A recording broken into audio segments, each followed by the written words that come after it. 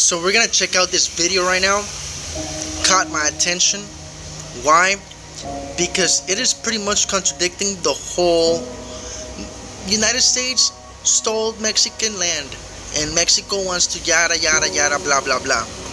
Here we go. You guys check this out, bro.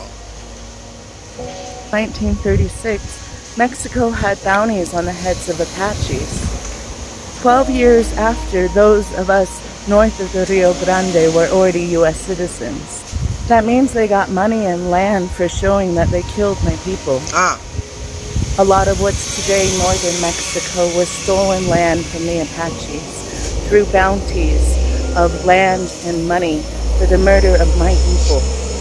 It's 2025 and the government of Mexico has yet to federally recognize our Apache relatives south of the Rio Grande and our ancestral winter homelands of what's now northern Mexico.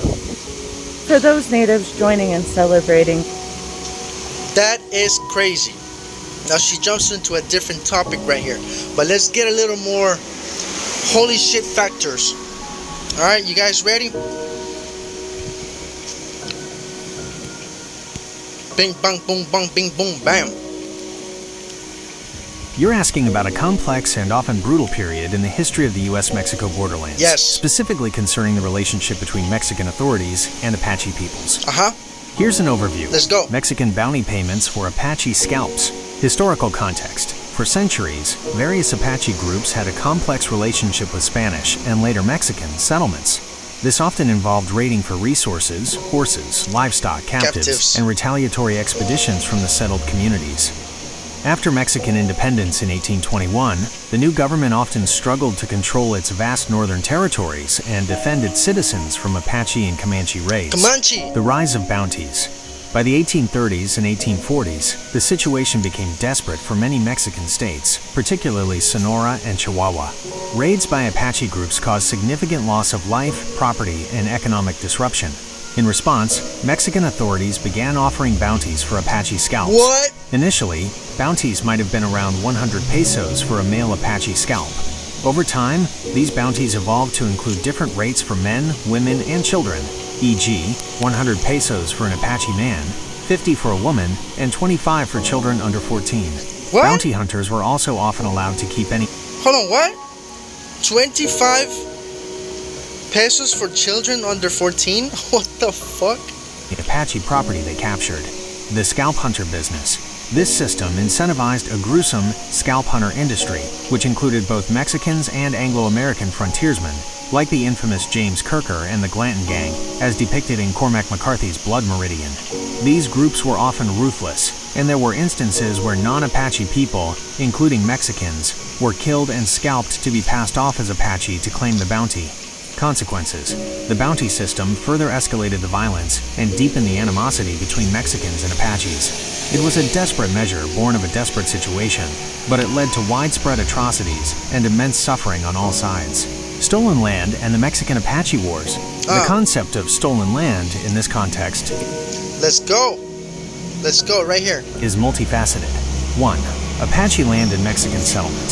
From the Apache perspective, the lands they inhabited and utilized for centuries were their ancestral territories. Right. Mexican and previously Spanish settlements encroached upon these lands, leading to conflict over resources and territory. Apache raiding was often a means of subsistence and resistance against this encroachment. Right, because Apaches were there and the Spaniards and the colonizers from England, the United States, they were pretty much there, pretty much saying this is our land, ignoring the Apaches like if there were animals there. 2. Mexican cession to the United States. Yeah. A significant portion of the land in what is now the American Southwest, California, Nevada, Utah, Arizona, New Mexico, and parts of Colorado and Wyoming was indeed Mexican territory before the Mexican-American War, 1846 to 1848. According the Treaty of Guadalupe Hidalgo, 1848, which ended the war, resulted in Mexico ceding vast territories to the United States for $15 million. This is often referred to as the Mexican cession. Okay. Later, we know the this. Gadsden Purchase, 1853, saw the U.S. acquire additional land in southern Arizona and New Mexico for $10 million. Sold it. From a Mexican perspective, this land was stolen through a war initiated by the U.S. and a treaty signed under duress, effectively crippling their young republic and depriving them of rich resources. 3. Indigenous land rights. It's also crucial to remember that before both Mexican and American claims, these lands were the ancestral territories of various indigenous peoples. Hold on, what? Repeat that?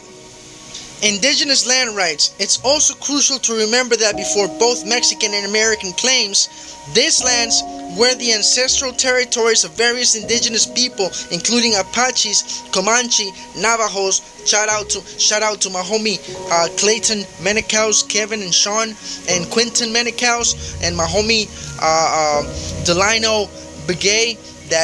Those are my Navajo homies, and many Pueblo groups. The ownership of this land was constantly contested, and the arrival of the European power, Spain and Mexico and the U.S. consistently disposed indigenous population, including the Apache, Comanche, Navajo, and many Pueblo groups.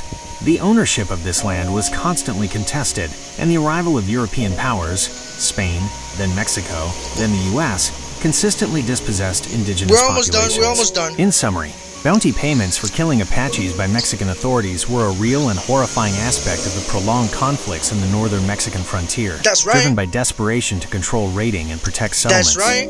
The stolen land narrative applies both to the historical encroachment of Mexican and Spanish settlements on Apache territories, and more prominently, to the vast land cessions from Mexico to the United States after the Mexican-American War.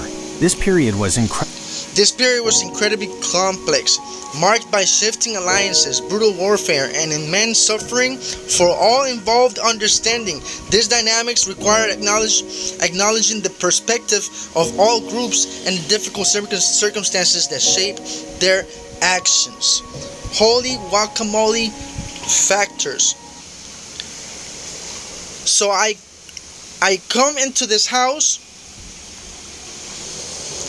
and there's people living there, but I sell that land, and the people in the house are gonna, hey, what the fuck, man? Why are you selling our land? And start fucking fighting about it, and we still sell it for $15 million. What the fuck, bro? Damn. I hope you guys like this video, because I think it was very, very interesting, to tell you the truth. It is very interesting. Very interesting. Share, subscribe, and like. Peace to the out.